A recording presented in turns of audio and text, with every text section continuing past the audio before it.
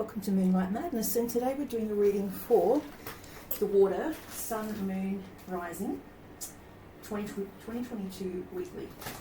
And the decks I'm using today is the Faery Tarot cards by Doreen and Radleigh Valentine, Wisdom of the Oracle by Colette-Baron-Reid, the Enchanted Map by Colette-Baron-Reid. And so we've got the Emperor as the first card that we pulled. This is to do with making balanced or logical decisions. And it talks about being in your power, a well-rounded leader or boss who's very compassionate, generous, and may run a small company or army. Meticulous to detail. They could be under the star sign of Taurus, Capricorn, Virgo energy.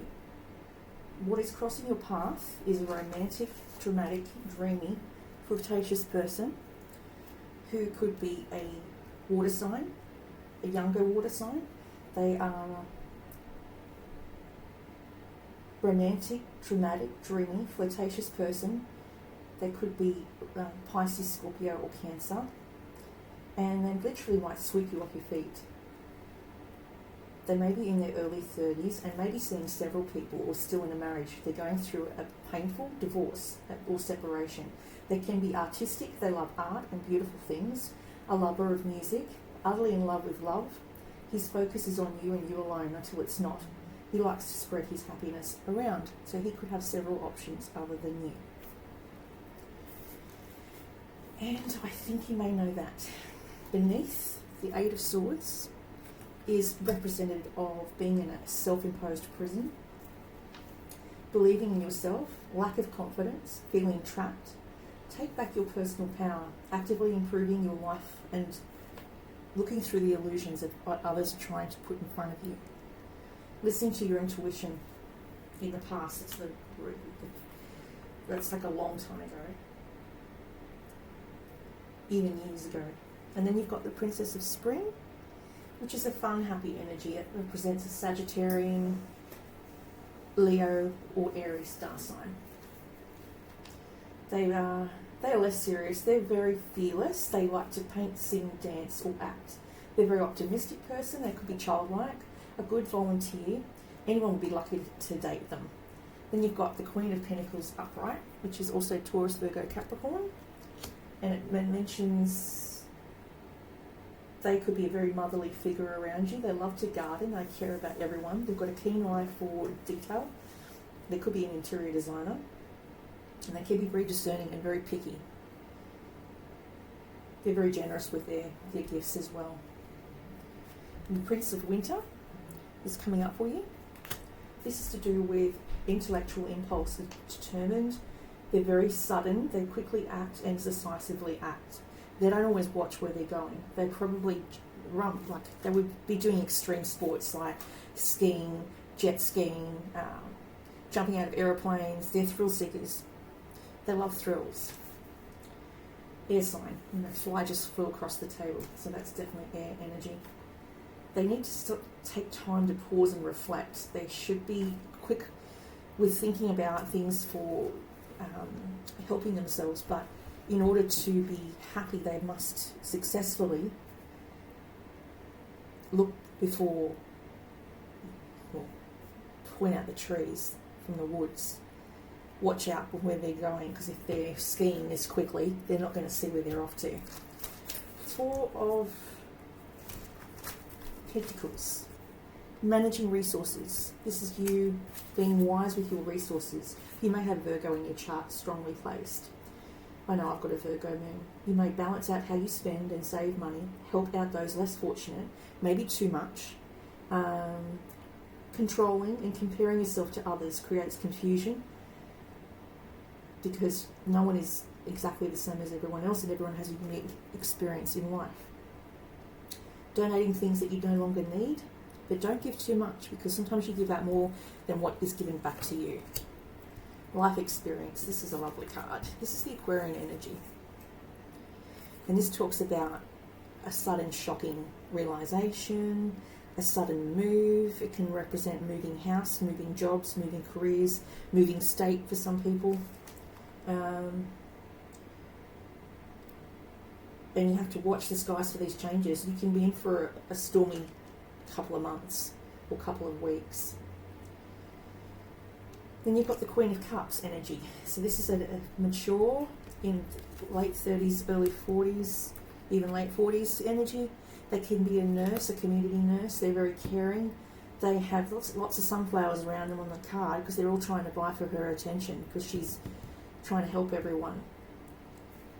Probably too much. They're intuitive. They've got the Scorpio, Cancer, Pisces. If you've got in your chart, I've got 3 placements in water. I have Scorpio, Pisces and Cancer. So I've got a Cancerian moon, which is quite strong, and the Scorpio moon, which is quite strong as well. So they can be very intuitive. They get extremely tired, sometimes exhausted, because they're a spiritual teacher. And so they're also reading rooms and picking up energy from the room, such that they are constantly scanning for any sense of danger or any threat to themselves or others. They may look so beautiful and serene, but underneath all that calmness is very deep emotions and very turbulent waters. When they're like that, leave them be. They like being in their thoughts. They're processing things, and that's how they process them. They know what you're thinking without you even telling them. They can be an outstanding counsellor, tender-hearted. They give too much, and they do not equally receive back. They've experienced great loss in their time, so they're very guarded on who they let in. The Three of Swords represents extreme grief, loss, sadness. They may be they may be married, but looking at separating, but not sure how to proceed forward. So there might be some legal issues they have come up against. And the grief of leaving is cracking open their heart. They are extremely heartbroken. And they're working through their sadness. And they set the stage for love. And when I was in Newcastle, this was going back in 2019, I think, the first lockdown we came out of, or 2020, I can't remember, I think it might have been 2020. It was Mother's Day, and I went in to see the spiritual church, and they had like a stall right at the top of town where the trains used to run to Newcastle station. And I got given a book called Signs from Spirit by Mitchell Coombs. And it was I forgot to ask for his autograph. I was so overwhelmed with his reading and how accurate he was. And I got on the bus when I went home. And then I found this inside the cover. So I was very, very, very, very happy to have actually managed to get it signed. And it's got some of those beautiful things.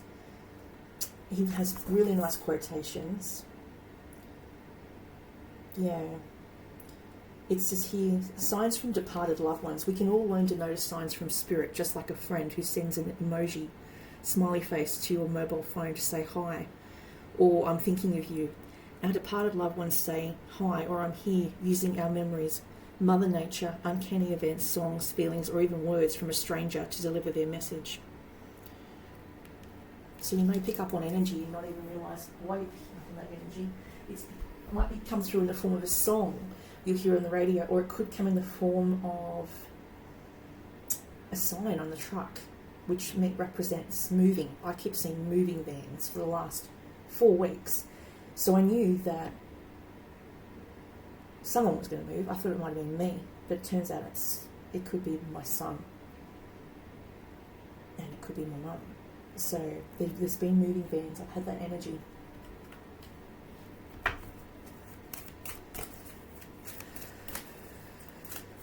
Just going to pull these cards. This is the Colette-Baron-Reid Wisdom of the Oracle. Oh, that fell out. Unfinished Symphony. Something is not done. And I don't know if this is a relationship or someone grieving the loss of a relationship with maybe a parent-child separation, or through a legality that they've used against you in a court situation because they're nasty pieces of work. And so that's a very Scorpion energy. They like to sting, and when they sting hard. The thing is, if you've got 2 Scorpions, that makes it twice as painful, because no one will back down. The energy of a Scorpion, as I was watching another reader, it was White Rose Tarot, is like that of an iceberg. All that emotion is frozen solid, to the point that when it actually cracks open, there's an avalanche of backup of all that emotion, and when it comes out like they can't stop crying. It'll be like not a breakdown, but an emotional overreaction, because the water and the depth of that emotion is so thick. It's amazing. It's like an avalanche. It's like a tsunami. And we recently had a tsunami. I think it was in Tonga. And so that's what that energy comes up for me when I see that.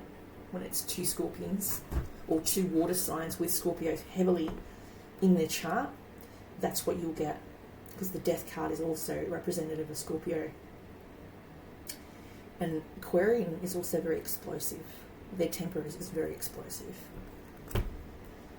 Combine that with Scorpio, you don't want to cross them. They can be very, very, very, very angry. And that can turn into literal fire. It can actually become explosive. If they've got a very strong intuitive gift, they can make it catch on fire. I once did that when I was a child, because I was really, really angry. I can remember being very angry as a small child. I had all these emotions I couldn't express. I wasn't allowed to express them. And so I'm working through those issues, because I need to express how I feel. If I don't, it builds up and it comes into something very toxic or very dangerous to people around me if I'm really upset with them. So my best option is to withdraw emotion or retreat. Retreat is the best thing for Scorpio. You leave them be so they can work through and process it at their speed, not at your speed. We have unfinished symphony. This is like music that needs to be revisited, or a place needs to be revisited, or something, place, person, or time that you haven't released needs to be released. Whether it be through talking to a psychologist or a psychiatrist. I generally go to psychologists. I think they're better. They're more to do with emotions and talk therapy. So this is a time of unfinished business, an incomplete lesson, a lack of closure, the need to make amends. So maybe something went down like years ago, and it still has left a gaping wound within the very fabric of your soul, and you're still trying to heal from it. And maybe someone died in the family recently, or the last couple of years, and it still eats you up and you haven't released it. You need to keep talking to the therapist. This is a time to tie up loose ends as you near this completion of a cycle, a project, and mastery of a lesson or skill. Before you can move forward, it's important that you come to terms where you are now. Practical, radical acceptance. Take inventory so that emotional and psychological closure can occur, and the answers you seek will be found. You can't move forward if you are leaving things unfinished. It will eat into your next relationship and your next relationship, and you'll carry that baggage with you and that sadness with you through every relationship that you go through. Reflect on what has passed so that the symphony can finally end on a high note rather than a low note. Make amends so that you can move on, not because you forgive them, but so that you can move on. Your own heart can open up to something new. Moving on, it's difficult when love lingers, things are left unsaid, and you haven't had the opportunity for closure in your relationship and in your heart. You can still feel bound up in this relationship when closure is denied you. It's important to achieve this for yourself. Write that letter, make that call, or have that conversation over a cup of coffee for peace of mind. Accept matters as they are, make amends if need be, and declare your feelings even only to yourself. Be clear what was left unresolved and close the door on the past so you can set yourself free.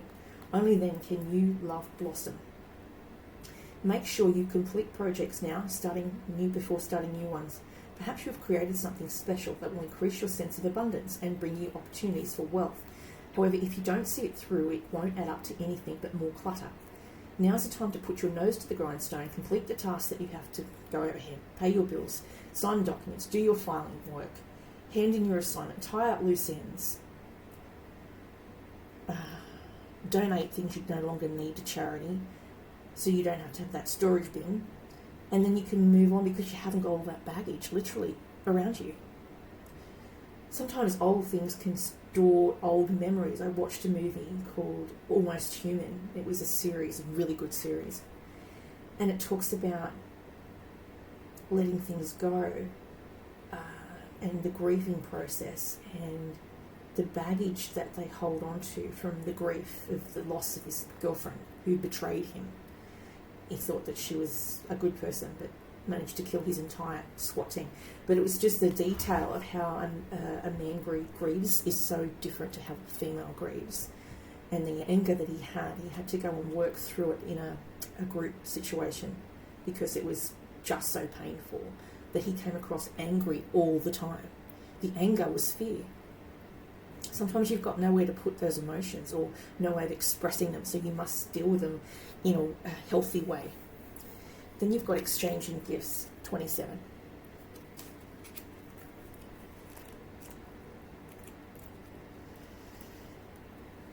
The law of giving and receiving, currency, trade-offs, weighing costs and determining value. You're entering into a productive and enriching time when all manner of opportunities are being offered to you. You have everything you need to seize them, yet in order to honour them, you must put in the time, exchange your experience and skills, and commit heart and soul to what you're choosing to pursue. You can do it. You have what it takes to be successful if you realign with the law of giving and receiving. You must engage in a dance of give and take, push and pull, doing and being. If you let fear guide you on your choices, you could deplete yourself or create an imbalance. This is not a time for just do. Use your currency wisely and be mindful of the value others bring to your life. Love is an exchange of life force, energy between two beings. It grows exponentially when it's reciprocated, but you must give and receive in order for love to flourish and abundance to flow between you. Spirit wants you to start accepting all the blessings waiting for you, as well as offer the same gift in return. Open your heart and allow it to be filled. Let love in and let it flow out of you too. Love is truly yours today. So it's saying all your hard work and efforts, your commitment to learning, creating and spending your time wisely pays off in ways you may not have even anticipated.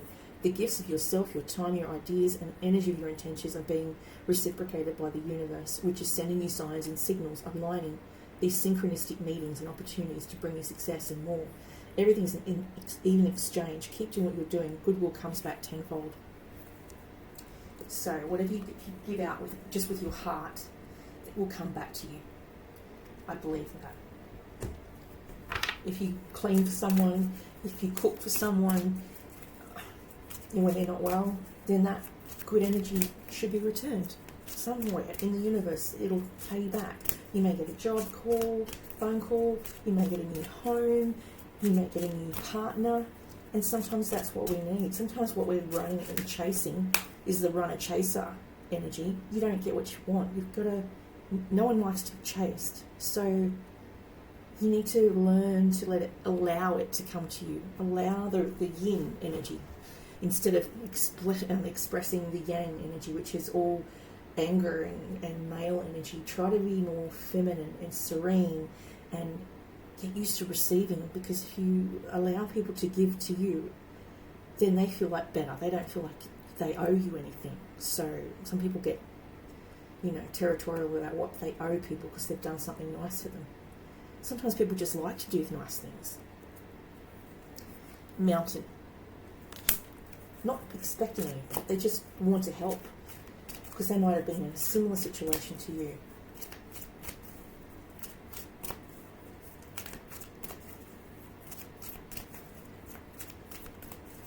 And I think grief and sadness and forgiveness has to heal at its own pace. It can't heal at your family's pace or what they wish for you. You have to find it in yourself to forgive, and it has to be on your terms, not on theirs, not on anyone else's timeline. It could take years. It could take a century. It could take forever, your entire life, before you'll forgive and move on, because when you cause such a huge rip in their heart, then that's going to take eons to heal. It's not going to heal overnight. It's not going to heal in 5 years. It may take 15 years to heal. Because all that bitterness is below the surface of that iceberg. All that pain is shoved down, and then it'll just explode. It'll come to the surface in ways that you wouldn't even imagine could happen. Like that you couldn't even prophesize it would happen. Again, I'm pulling another water card. Sacred Pool. You want change? It'll come. But it might not come in the way you hoped it would come. It might come in a loss instead of a gift. So learn to be that gift to other people when they're having a bad day, instead of adding to it. Don't add to their pain. They're obviously in pain in order for them to lash out. Mountain. You have the capacity to flow around any obstacle. This is the time to adapt. Sometimes you'll come across what appears to be an insurmountable obstacle, like a huge mountain that separates you from your success. You might think that climbing it or chiseling away at it is the answer, but why take a treacherous, tedious approach? Be like the rivers that flow around mountains naturally. You'll move past this obstacle relatively quickly if you choose the easy way around. This is the time to adapt to your circumstances. If you do decide to climb, remember to take one step at a time and opting for the next right action. Yeah, baby steps. Sacred Pool. I got this new deck. I really like it. And I had it before, but I think I lost it when I moved. Moved so many times. I moved 4 times back in 2015. And it was not just a small move. It was interstate move.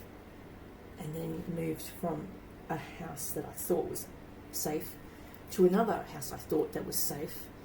People that I trusted were not safe, and they betrayed me. And so, yeah, trust is not an easy thing for me. I don't generally trust people. I wait for you to show me who you really are. The world is a reflection of your thoughts, feelings, and beliefs. Embody the love you wish to see in the world. When you look into that mirror, do you like what you see? The Sacred Pools ask you to focus on self-love and self-esteem. We are all works in progress. I tell that to everyone.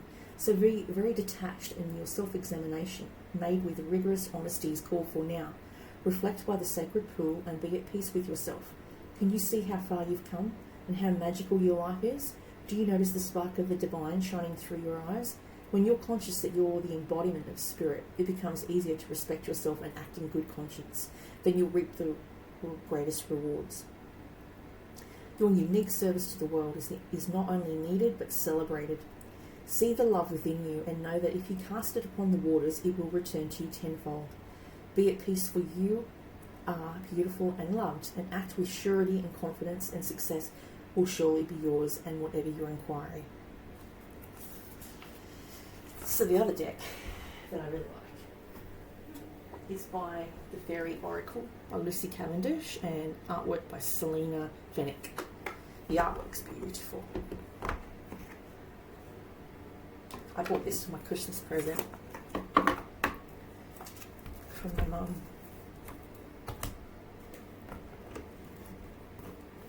And I don't always call people when I'm going through something. I like to work it out myself. I don't like to burden other people with my stuff.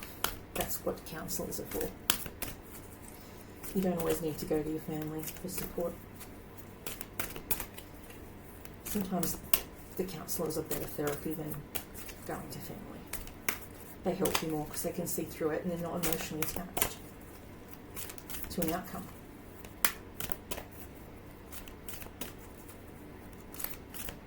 I know when my son's angry, he just goes really quiet, like you don't hear from him. He doesn't even answer the phone. That's when I know he's really, really pissed off about something. And he's exactly like I am. We just shut down. And you won't see us for a while. We'll be just like invisible. It's like an invisibility cloak. We don't want to be seen. We don't want to see people.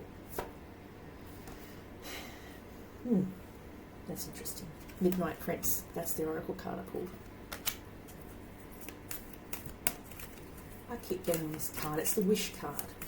It's when you really want something and he's asking you when you're asleep in your astral dreams, what is it that you really want, like you wish for? And the best time to wish for these things is on a full moon or on your birthday. It's a powerful time to make a wish, to cast a spell. But don't get a haircut on a full moon. Greenman's Door, Portals to Faery, Wheel of the Year, Galactic and Game entry points. What I was saying about certain times of the year are most powerful, like on the spring equinox, the summer equinox, Beltane, Easter, Christmas. All of these special times are when you should set your intention. That's what I find is the best time to do spell work. And be very clear about it and be very specific. And it will come about. Sometimes it comes a little too close to home and I've got to be careful about it. So I try not to do it when I'm angry. I try and do it when I'm balanced. Midnight Prince, 43. If you know what you're doing, then that's great. If you don't, then don't when you're angry. Ask for what you want. Be honest. See how he's staring? He's like really looking at you going, what do you want? If every thought is a wish to the Fairy Prince, what are you on your way to receiving? The Fairy Prince is making an appearance in your life scene in the form of wishes and dreams coming to fruition. In order to create the greatest possible potential for these wonderful beings' abilities, be sure to know what it is you want, then to focus your thoughts, actions, emotions, and intent on it. Bring all this into alignment and be honest when there appears to be blocks that allows you to be released gently and without drama. The thing is to be honest about what it is you want. There is no penalty for being so. And there is nothing to hide or disguise about yourself. Only be who you are and watch the magic begin to unwind in your life. Be authentic, be yourself. Don't try to be anything you aren't, because it'll come through. Again, I was watching the show and this guy was trying to pretend to be a chef, as in making drugs and selling them. And he had to put himself in the role of the chef. He was a scientist, so that was him playing himself. It was easy. But he couldn't pretend to be something he wasn't, because the guy would know that he was lying. You're about to pass through a potential doorway of time, thus you will soon have access to other dimensions and realities, including that of the fairy. It is time to consider becoming a walker between the worlds, to draw back the veil and to part the mist. To do so will bring healing, change and powerful magic into your current reality. Ask the Green Men and the Fairy Maiden for permission to enter and make an offering. Then prepare for deep, beautiful, abiding change. Please see the front section of the guidebook for the earthly dates of the doorways. That was what I was talking about before. Make an offering, place your hand on the door and push ever so gently, then she will open. And that is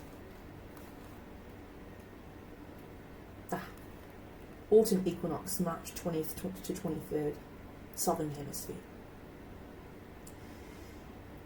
April, May 1st to October 31st is Samhain.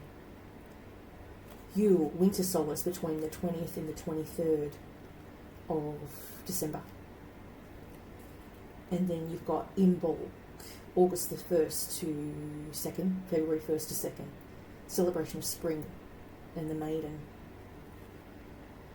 Ostara, spring equinox, and that's also the Gaia portal. Spring equinox is September 20th to 23rd, Southern Hemisphere.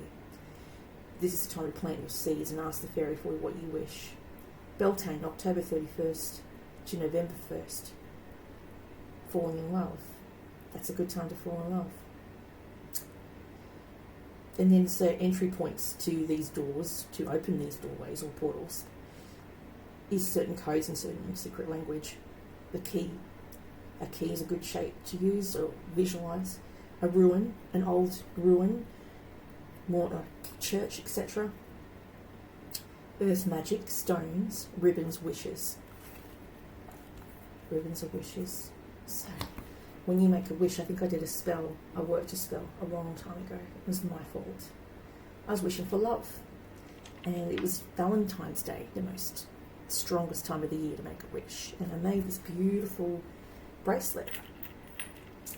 Not like out of crystals, it was out of ribbon. It was pink, purple and white.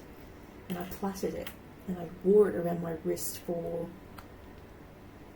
I don't know, 6 weeks, and I'd just moved to Sydney.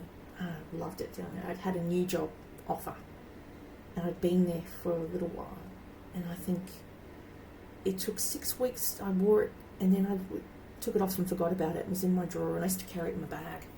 And then 6 months later, I met the love of my life, and he was a Pisces with a strong placement in Taurus and Scorpio.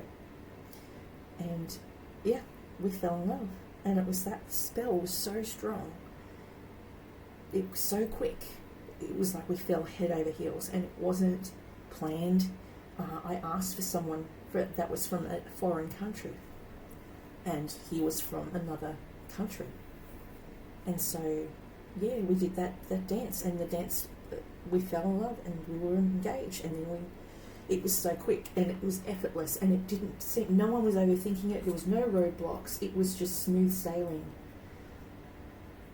We no longer speak, but that's beside the point. We've got 2 beautiful children, and yeah, that's the sort of magic that I want, I think, for my children. I asked for a recent spell I did. I asked them to find the love of their life, to find someone that makes them happy every day.